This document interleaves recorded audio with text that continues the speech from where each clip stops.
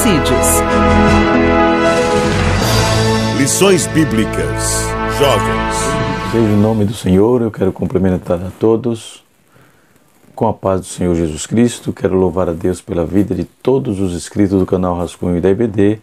Eu sou o pastor Edivaldo Pereira e nesta oportunidade estaremos juntos comentando aí a lição de número 3 da classe dos jovens, classe revistas, a revista que tem como tema Jesus Cristo voltará. E a lição de número 3 tem como título O Arrebatamento da Igreja. É a gloriosa esperança da igreja, é o arrebatamento, da igreja. Na lição passada, estivemos estudando sobre os sinais da vinda de Cristo, da segunda vinda de Cristo. E nesta oportunidade, na lição 3, estaremos aí trazendo um escopo de ensino baseado nessa temática da nossa lição sobre o arrebatamento. Quando vamos tratar disso, ao longo de anos, centenas de anos, vem se discutindo a questão do arrebatamento e também as linhas de pensamento propostas por algumas escolas de linha de pensamentos, um pouco divergentes uma da outra, e assim sucessivamente. Então a proposta do canal Rascunho da IBD é trazer luz, trazer um pouco mais de clareza, tentando ajudar aí da melhor maneira possível. É certo que a revista, muito bem elaborada, muito bem trabalhada, teologicamente, muito bem embasada, mas sempre algo mais para o nosso desenvolvimento e crescimento dentro do conceito e contexto da palavra de Deus. Quando vamos trabalhar essa proposta na revista de professor da classe dos jovens, nós vamos encontrar aqui um gráfico que o nobre comentarista colocou sobre os estágios do arrebatamento. Ele vai dizer: primeiro, Jesus descerá do céu com alarido e com voz e com som de trombetas. Segundo, os mortos em Cristo ressuscitarão primeiro. Terceiro, nós que estamos vivos e permaneceremos na terra e seremos arrebatados juntamente com eles nas nuvens. Quarto, encontraremos o Senhor nos ares. 5, estaremos sempre com o Senhor. Esse gráfico está no livro Enciclopédia Popular da Bíblia, na página 101, livro publicado pela CPAD. O texto bíblico em classe, ou a leitura proposta, não podia deixar de ser 1 Tessalonicenses, capítulo 4, verso 13 a 18, quando Paulo vai trazer para os irmãos como seria os dias finais, e ele diz assim: não quero, porém, irmãos, que sejais ignorantes acerca dos que já dormem, para que não vos entristeçais como os demais, que não têm esperança, porque se crermos que Cristo ressuscitou, assim também aos que em Jesus dormem, Deus o tornará a trazer com ele. Versículo 15. Dizemos-vos, pois, isto pela palavra do Senhor, que nós, os que ficarmos vivos para a vinda do Senhor, não precederemos os que dormem. Versículo 16. Porque o mesmo do Senhor descerá do céu com alarido e com voz de arcanjo, com a trombeta de Deus, e os que morrerem em Cristo ressuscitarão primeiro. Versículo 17. Depois nós, os que ficarmos vivos, seremos arrebatados juntamente com eles nas nuvens e encontrar o Senhor nos ares. E assim estaremos sempre com o Senhor.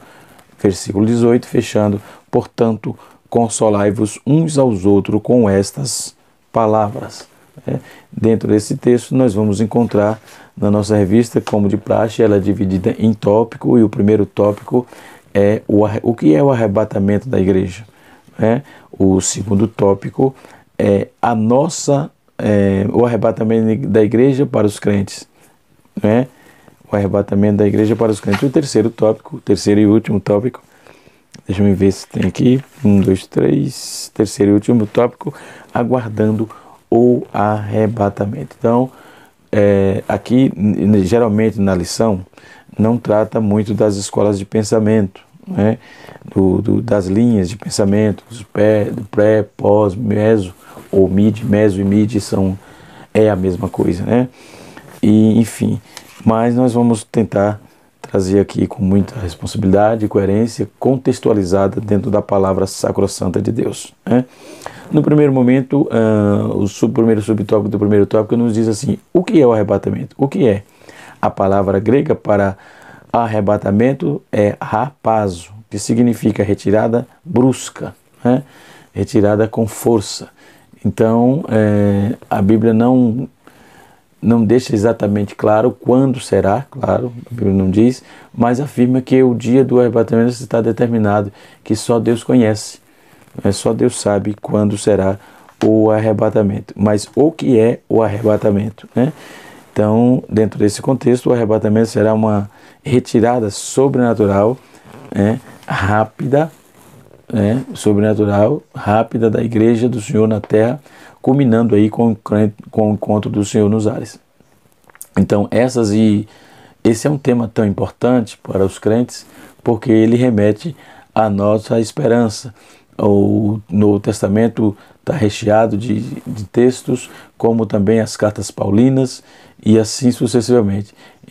Paulo dedicou suas cartas, os 2 capítulos que trata disso a respeito desse assunto, está em 1 Coríntios, capítulo de número 15, e 1 Tessalonicenses, capítulo de número 4, né?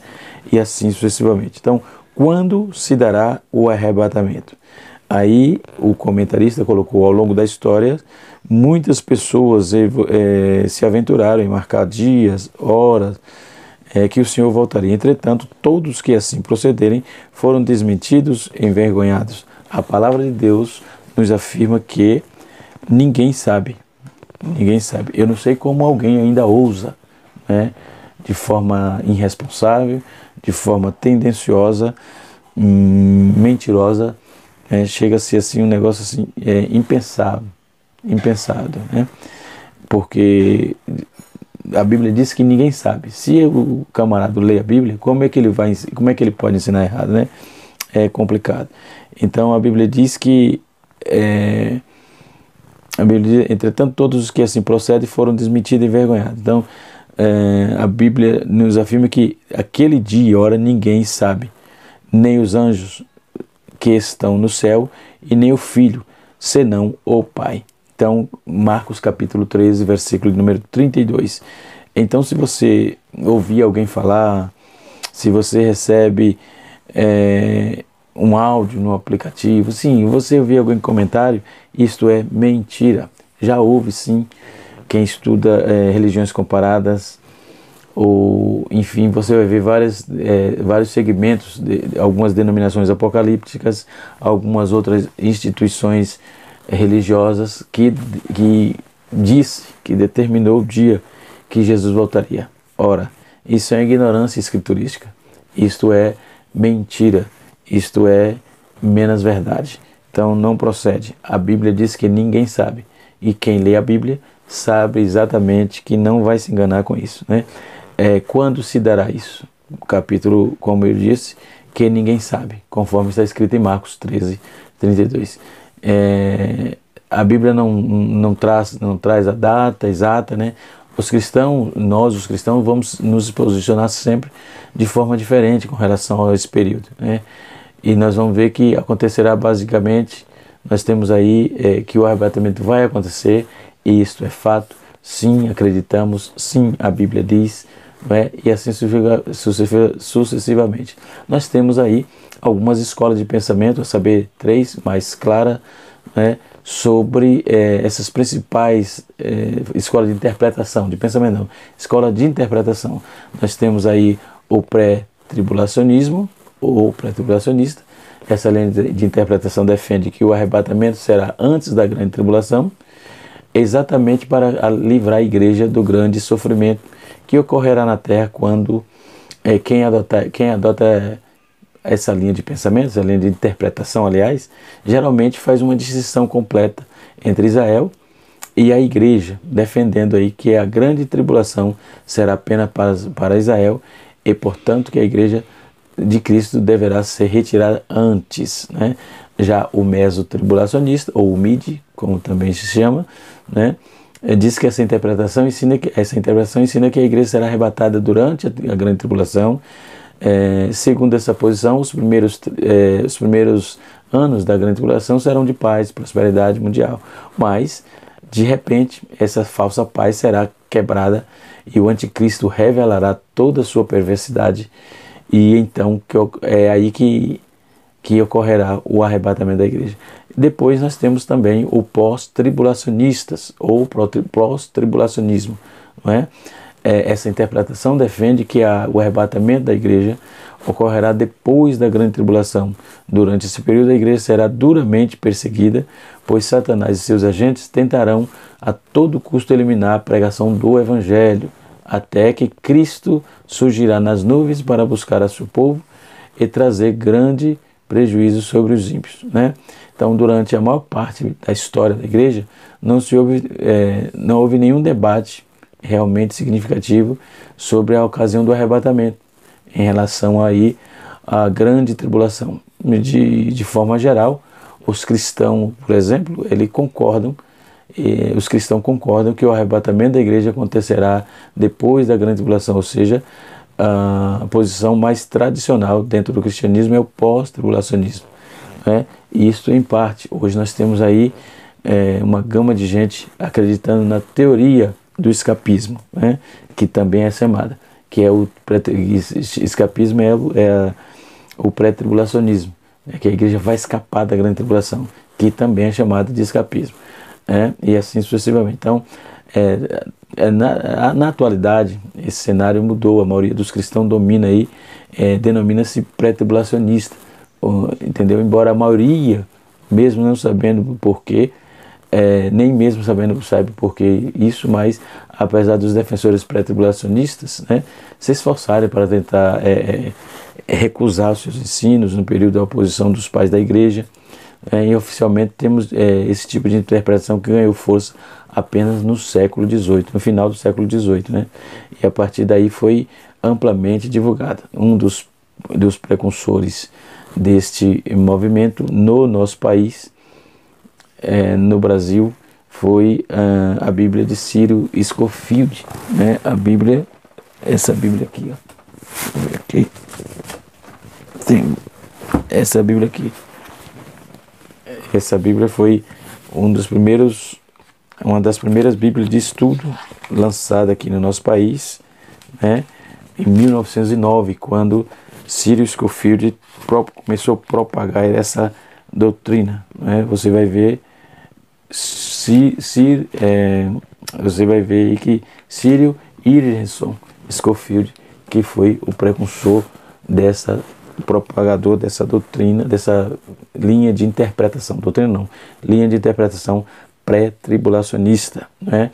E tem uma historiografia acerca disso, e assim sucessivamente. Só que os pais da igreja, a patrística, trabalha sempre dentro da visão bíblica, né? Muito bem, depois falaremos isso, voltamos aqui para a lição. O arrebatamento da igreja para os crentes, né, é a nossa esperança. Primeiro tópico do segundo tópico diz assim: os crentes em Jesus, pela fé, têm esperança e a certeza que o arrebatamento acontece ou pode acontecer a qualquer momento. Por isso, o crente fiel procura viver de maneira sóbria, justa e piamente aguardando a bem-aventurada esperança e o aparecimento da glória do grande Deus, nosso Senhor Jesus Cristo. Em Tito capítulo 2, versículo 12 e 13. Então, a certeza da esperança é de que Jesus voltará para nos levar e viver como Simão, um homem justo, temente a Deus, e assim sucessivamente. Então, ela nos leva a pensar, a doutrina do arrebatamento nos leva a pensar, nos leva a acreditar e nos leva também a nos santificar e a esperar o Senhor voltar, não é? Jesus veio quando morreu, né?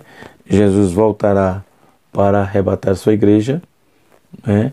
E Jesus ele virá para morar com o seu povo eternamente, né? E assim sucessivamente. Então, para entender melhor essas teorias, essas questões, né? Essas visões bíblicas, se a igreja passará ou não, se tem um arrebatamento secreto ou não, né? Esse arrebatamento secreto também é um outro problema, porque a Bíblia diz que todo olho verá, né? Quando o que se propõe na Bíblia, dentro da exegese, dentro de uma hermenêutica correta, é que cada epígrafe seja ela completada. Não é um texto da epígrafe isolado que vai dizer o assunto correto ou correlato, o correto, né, o cabal, né? Quando vamos ver uma defesa no capítulo 3, versículo 10 de Apocalipse, não pode ser ler só o versículo 10, tem que ler o capítulo 3, sim, versículo 7 a 13, porque é uma epígrafe que vai trazer a visão ao anjo da igreja, a mensagem da igreja para o pastor de Filadélfia, né? Deixa eu confirmar aqui, dentro da palavra de Deus. Deixa eu confirmar aqui, para não falar nada fora da Bíblia, fora da palavra. Então precisamos ter cuidado com isso. Quando formos firmar uma palavra, né, dizer que a Bíblia diz, sim, a Bíblia diz, mas ela diz como, para quem e quando, né? Porque senão a gente acaba jogando as palavras ao vento e quando você vai ver, ela não tem nem relação e nem correlação. Aí é complicado. Veja bem, no capítulo 3, verso 7 diz assim: ao anjo da igreja que está em Filadélfia, a igreja em reavivamento. O texto começa assim, vai até o versículo 13. Ao anjo da igreja que está em Filadélfia, estas coisas diz o santo, o verdadeiro, aquele que tem a chave de Davi, que abre e ninguém fecha, que fecha e ninguém abre, e que fecha e ninguém, tá? Conheça as tuas obras, e que aí Deus começa, o anjo começa a falar, ou o Senhor começa a falar aqui ao anjo da igreja, né? No versículo 8 diz: eis que farei que alguns dos que estão da sinagoga de Satanás, esses que se declaram ser judeus, mas não são, mas mentem. E assim, o versículo 9, o versículo 10 diz: porque guardaste a palavra da minha perseverança, eu também te guardarei da hora da tentação que há de vir sobre o mundo inteiro, para experimentar os que habitam na terra. Para experimentar.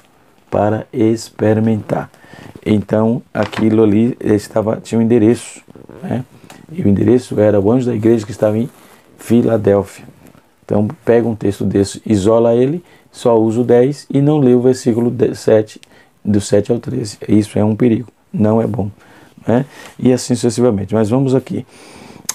A nossa esperança. Então, todos os crentes pela fé em Cristo têm a esperança e a certeza que o arrebatamento pode acontecer a qualquer momento. Por isso, o crente fiel procura viver de maneira sóbria, justa e piamente, aguardando a bem-aventurada esperança e o aparecimento da glória do grande Deus, o nosso Senhor Jesus Cristo. Então, a certeza é que a esperança que Jesus voltará para nos levar a viver uma vida, viver como Simeão, um homem justo, temente a Deus e assim sucessivamente. Todos os salvos em Cristo serão arrebatados no abrir e piscar de olho. Segundo o que os especialistas, 7/1000 de um segundo. Então será muito rápido. É um rapto mesmo, né? Como diz o texto, como diz o grego, é um harpazo. Então é muito rápido, né? Tirar com rapidez e com força. E assim sucessivamente. Aí temos também a chegada repentina do noivo. Ou seja, ele virá como ladrão, é o que diz o texto. Ou seja, nós já sabemos que Jesus voltará. Então precisamos estar atento a esta proposta que Deus fez para o seu povo, né? Que ele viria buscar o seu povo, né? E assim sucessivamente. Então, depois disso nós vamos ter a derrota de Satanás. Mas pastor, professor, e essa questão da linha de pensamento? E aí? Né? Muito bem, irmãos. Eu não quero aqui bater o martelo em nada, porque eu quero seguir o script o que está na nossa revista aqui da lição. Mas os assuntos estão aí, históricos, eles estão patentes, as linhas de interpretação estão aí. E se a gente não ensina, alguém vai ensinar de forma equivocada, né? Então, vamos lá. Como será o arrebatamento da igreja? Na Bíblia encontramos alguns detalhes importantes como será o arrebatamento da igreja. Isso, claro, dependendo da interpretação escatológica linha de interpretação se adota, né? É adotada. Há diferentes entendimentos acerca de como se dará esse momento.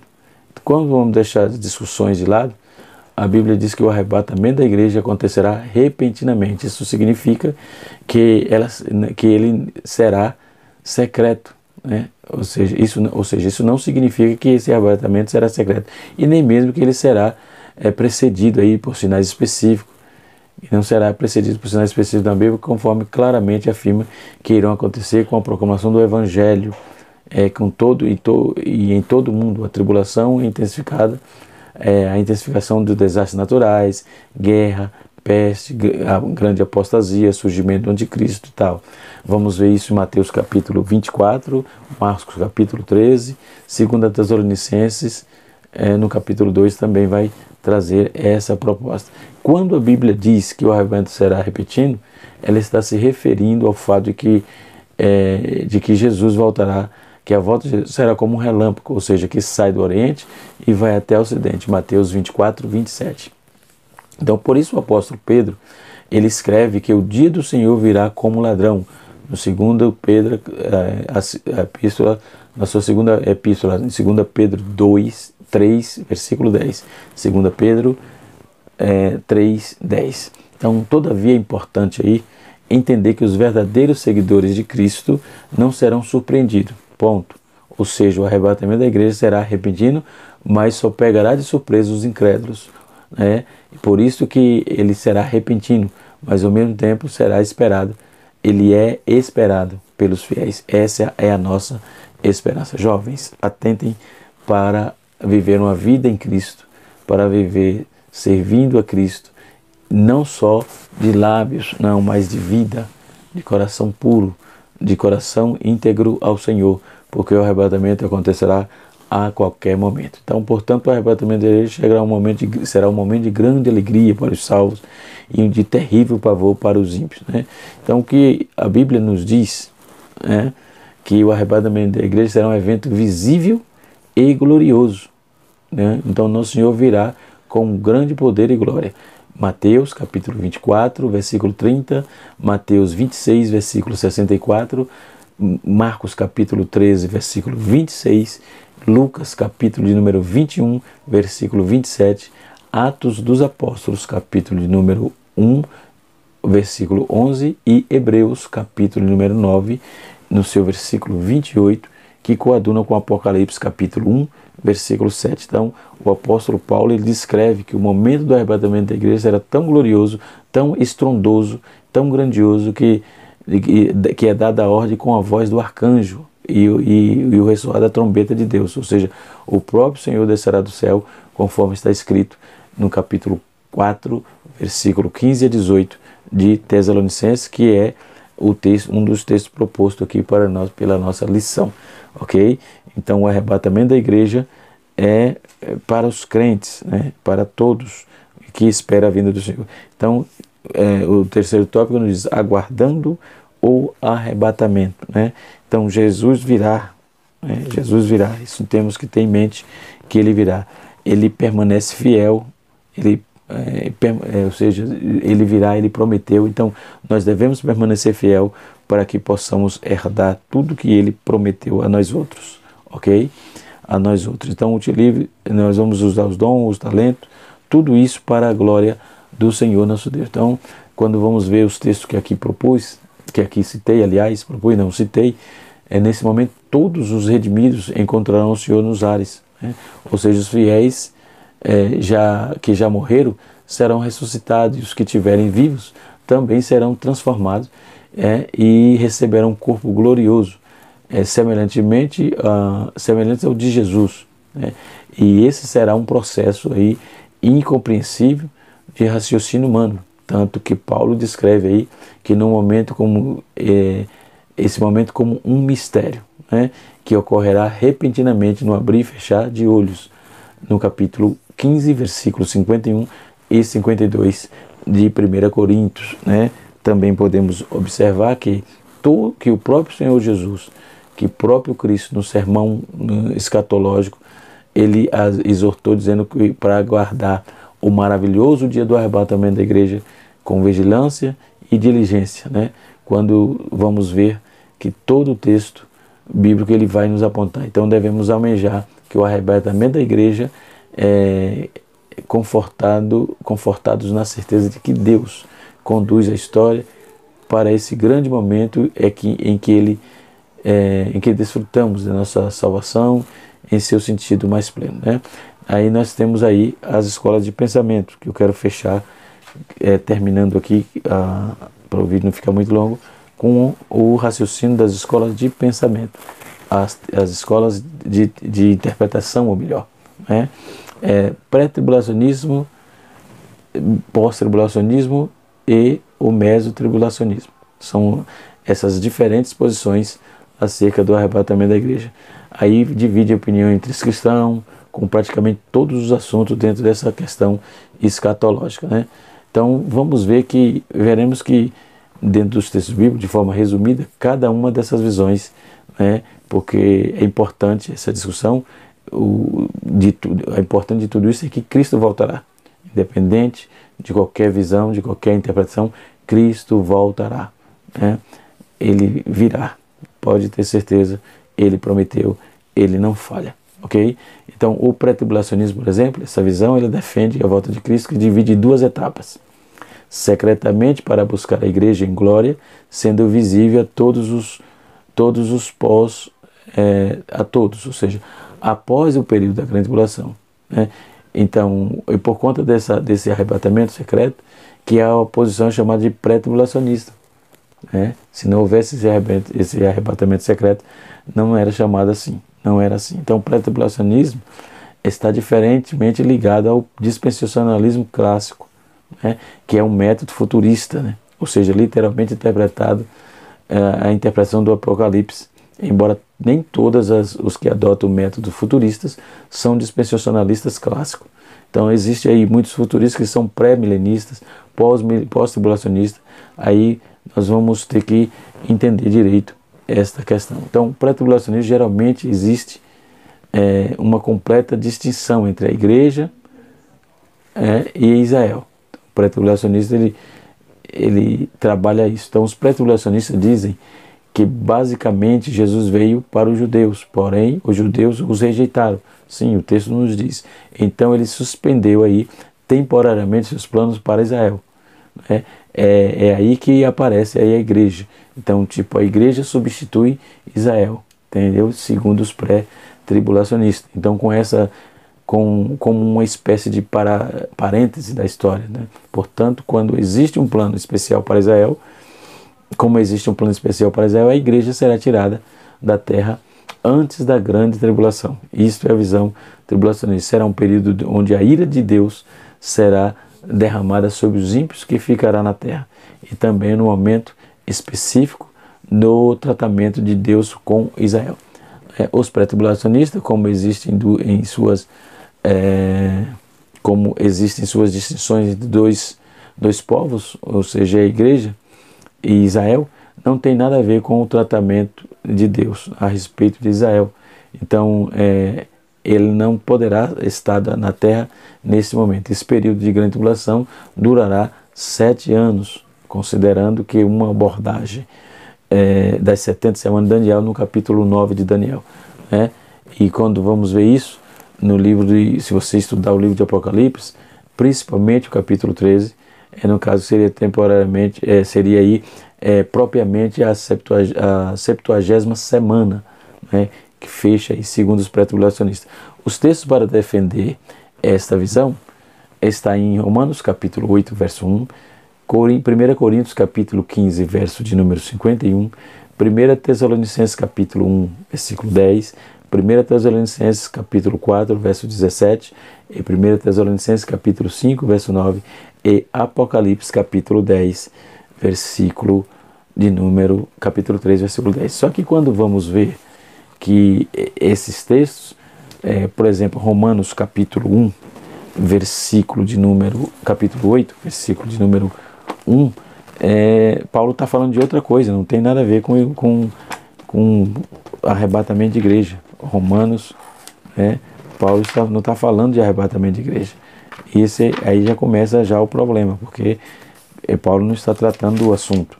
Veja o que Paulo está tratando aqui no capítulo 8. Então, é bom trabalhar com os textos, conforme o texto diz, a exegese e a aplicação do texto dentro da hermenêutica que é proposta pela própria palavra de Deus. O texto está escrito assim, agora, pois, nenhuma condenação há para os que estão em Cristo Jesus, que não anda, que estão em Cristo Jesus, que não anda segundo a carne, mas segundo o Espírito. Então, Paulo estava falando sobre a condenação do pecado. Nós vamos ver em Gálatas capítulo 5:16 e Romanos 5:16 também. Paulo começa a traçar no capítulo 8, ele começa a falar disso aqui. Então, ele vai falar sobre Deus enviando seu Filho, na condição de que o mundo se encontrava em pecado, ele enviou o seu Filho. Então, Paulo estava falando de uma alternativa de Deus para a salvação. Então, no versículo 2 ele prossegue dizendo: porque a lei do Espírito de vida em Cristo Jesus nos livrou da lei do pecado e da morte. Então, o que isso tem a ver com o pré-tribulacionismo? Nada a ver, é só ler o texto. É o que eu falei no início, não podemos isolar o texto para tentar afirmar um pensamento, E os demais textos também é a mesma coisa, E é a mesma coisa, então é preciso ter cuidado com isso. Já dentro da questão, os que defendem o pós-tribulacionismo defendem que a segunda vinda de Cristo se trata de o arrebatamento, e a segunda vinda se trata de um único evento, que ocorrerá após a grande tribulação. Nessa interpretação, a igreja passará pela grande tribulação, que não precisa ser necessariamente um período de 7 anos. Dentro do pós-tribulacionista existem os amilenistas, pós-milenistas, pré-milenistas, que eu também já trouxe aqui, já disse também, que defende tal posição. Então, os principais argumentos pós-tribulacionistas baseiam-se em que Jesus, no seu sermão escatológico, nos evangelhos de Mateus capítulo 24, Marcos capítulo 13 e Lucas capítulo 21, deixou claro que só voltará após o período da grande tribulação. Já em 2 Tessalonicenses capítulo 2, verso 13, o apóstolo Paulo afirma que antes de Cristo voltar, o anticristo se manifestará.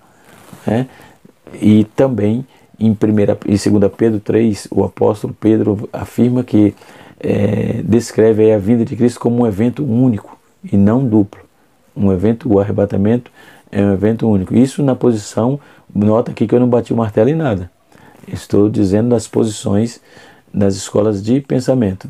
No livro do Apocalipse, em nenhum momento é mencionado 2 fases da volta de Jesus. Quando a segunda vinda é descrita, ela ocorre após o período da tribulação, no livro do Apocalipse.